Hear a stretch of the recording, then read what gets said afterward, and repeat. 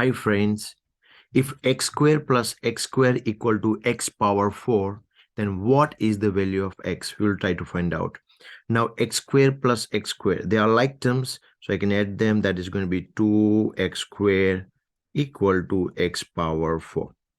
Now I can take my 2x square on the right hand side, so that will become x power 4 minus 2x square. That will be equal to 0. So that it looks good, I'll be writing down these things on the left hand side. So that will become like x power 4 minus 2x square equal to 0.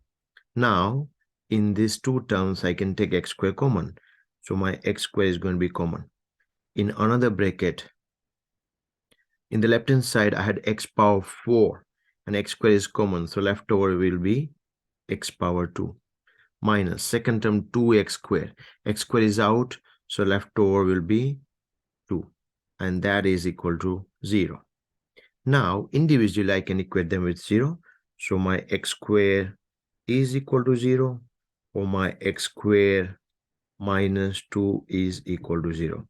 So x square equal to 0, then x equal to 0. That is my one solution. And x square minus 2 equal to 0, then x square equal to negative 2 going other side, positive 2. So that would give my x equal to plus n minus root 2.